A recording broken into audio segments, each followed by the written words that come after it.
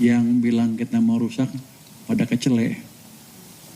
Coba nanti Anda tulis mereka kecele gitu. Salah prediksi ke arah yang lebih cepat lagi. Tapi kan kita tahu hambatan masih akan besar di depan, mengingat global juga belum baik kondisinya. Jadi kita harus pastikan domestiknya tumbuh dengan bagus, dan segala mesin atau perusahaan-perusahaan yang ekspor oriented yang masih bisa ekspor kita akan dukung supaya mereka bisa lebih kompetitif di global market. Yang jangka pendek ada beberapa nanti inisiatif yang dikeluarkan oleh Kementerian Keuangan, beberapa kementerian di sini. Tadi saya ketemu dengan Menteri Perindustrian tadi pagi. Saya tanya apa yang bisa didorong. Saya tertarik dengan proposal mereka untuk memberi subsidi ke kendaraan listrik. Karena selain mendorong konsumsi, yang kedua kita bisa mengurangi konsumsi bahan bakar fuel BBM ya. Jadi ke depan harusnya kalau itu dipercepat lebih memperkuat daya tahan anggaran dan ekonomi kita. Ini omongan kasar dok, Pak Menteri udah ngomong tadi ya. Udah cerita kira-kira kasar ya Pak Menteri Perindustrian kira-kira ya. Udah saya bocorin dikit boleh kan? Kalau gitu saya belum boleh ngomong dong. Boleh ya? Boleh gue ngomong kan ya? Kira-kira untuk mobil listrik boleh ngomong? Biar aja gue menteri ini. Jadi gini, akan kita kasih berapa? 100.000? 100.000 mobil, subsidi mobil listrik 100.000 sampai bulan Oktober. Enggak, 100.000 pertama. Kalau habis kita kasih lagi. Kalau habis kita kasih lagi. Nanti skemanya Pak Menteri Perindustrian akan menjelaskan seperti apa.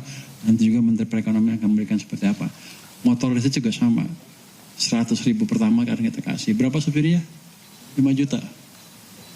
Kalau habis kita kasih lagi. Kalau habis kita kasih lagi. Jadi untuk mendorong pertumbuhan ekonomi dalam jangka pendek ke depan, triwulan ketiga dan triwulan keempat, Juni awal harusnya mulai jalan. Itu salah satu kebijakan yang mungkin, atau saya boleh omong, sudah didiskusikan, tapi nanti akan diumumkan lagi.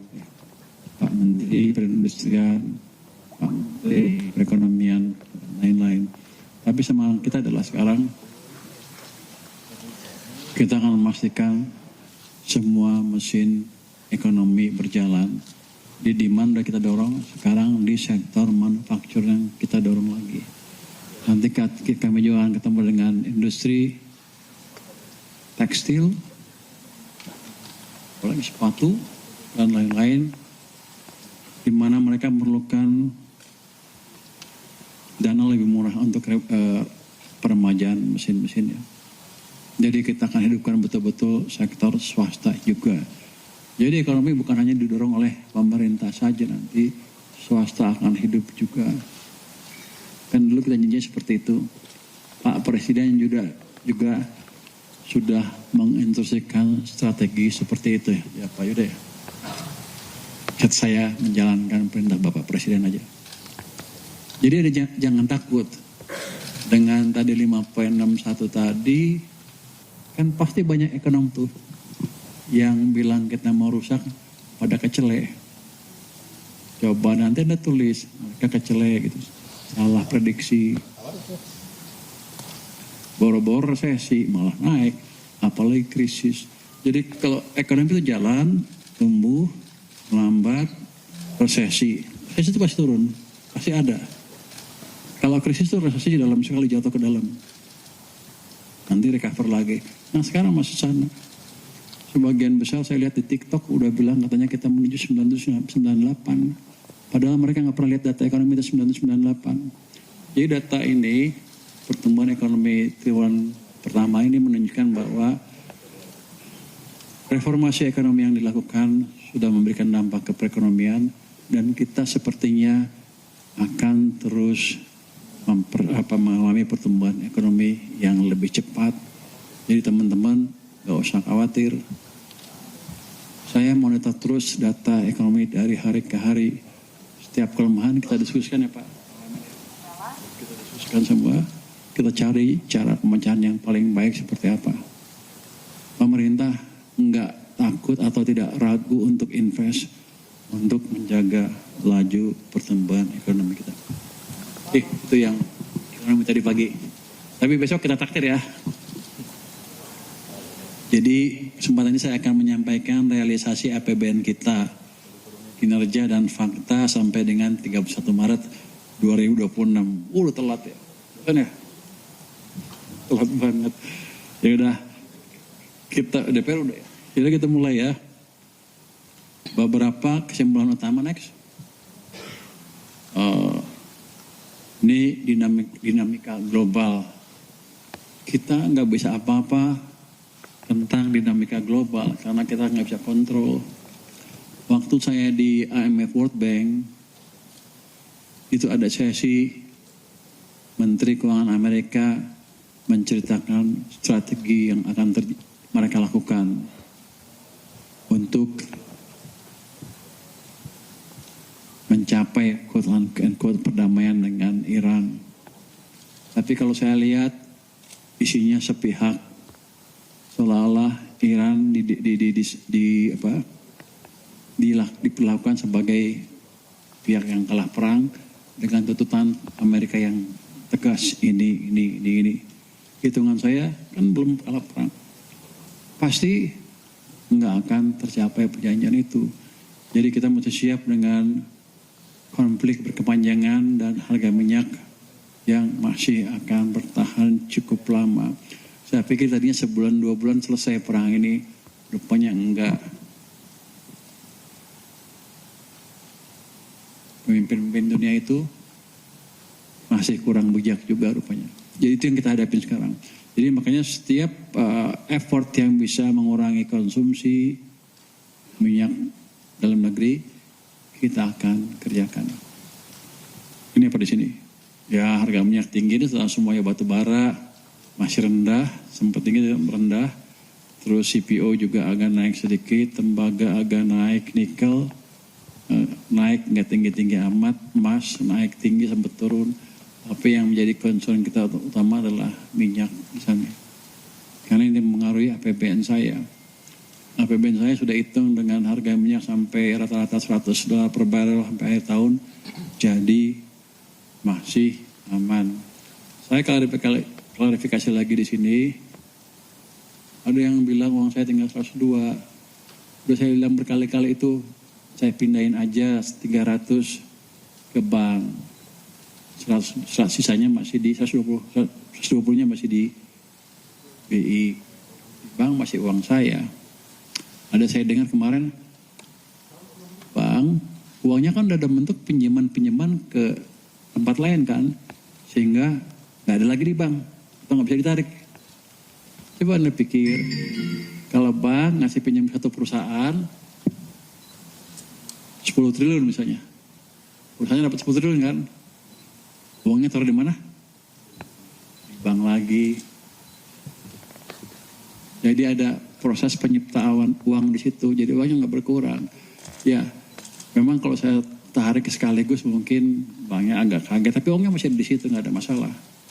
Cuman kita sudah komunikasi dengan bank sentral ya Pak ya, untuk men-smoothing hal itu kalau memang kita perlukan menarik uang dalam jumlah banyak. Tapi dalam waktu dekat itu nggak akan terjadi karena itu emang nggak akan kita pakai.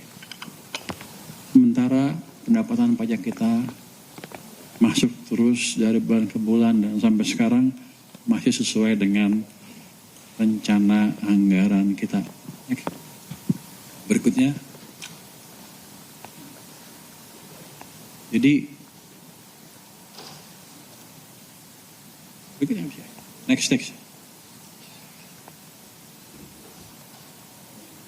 Orang juga banyak bilang Indonesia fiskalnya goyah, maka rupiahnya lemah-lemah dan lain. Kalau rupiah Anda tanya BI nanti aja, tanya saya. Mereka yang berhak menjawab.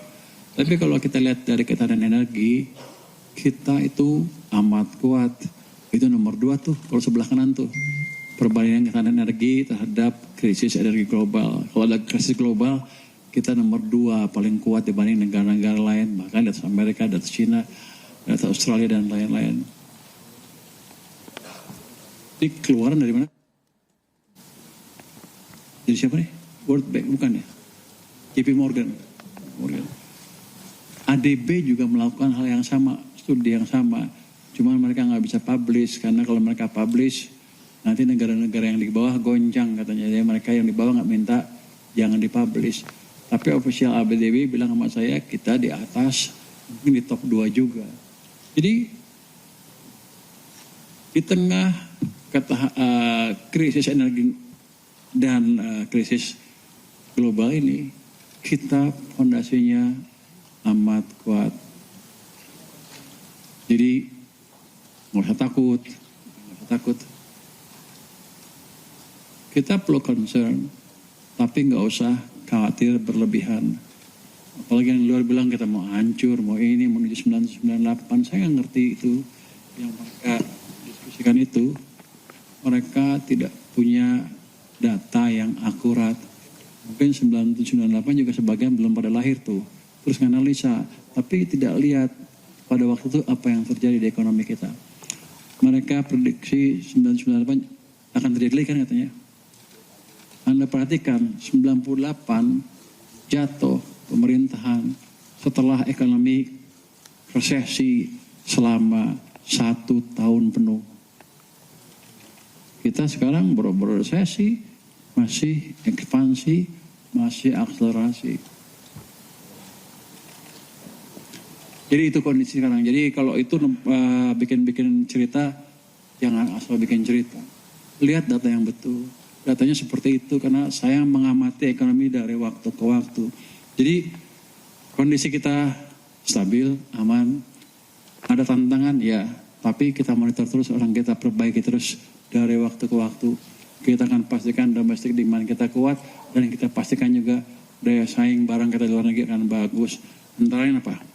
Saya akan panggil perusahaan tekstil, sepatu, yang membutuhkan permajaan mesin segala macam akan saya kasih bunga rendah lewat program dari Lembaga Penjamin Ekspor Indonesia. Nanti saya akan tanyakan ke Kementerian Perindustrian, perusahaan-perusahaan mana aja yang butuh itu. Jadi kita akan lebih aktif menghidupkan private sector. Karena private sector kontribusinya berapa? 90% kira-kira perekonomian. Next.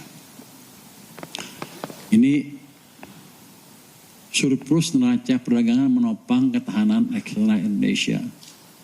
Itu di tengah gejolak seperti ini, barang kita masih bersaing di pasar global. Ini kita lihat neraca perdagangnya surplus terakhir berapa? 3,32 miliar dolar di bulan itu, netnya kalau lihat garis hitam itu kan plus terus sepanjang tahun. Jadi kondisi eksternal belum pengaruhi secara negatif ekonomi kita. Ini surplus berarti kita masih bisa bersaing di pasar global. Subscribe, share, like, and comment. Subscribe, share, like, and comment. Subscribe, share, like, and comment. Subscribe, share, like, and comment. Subscribe, share, like, and comment.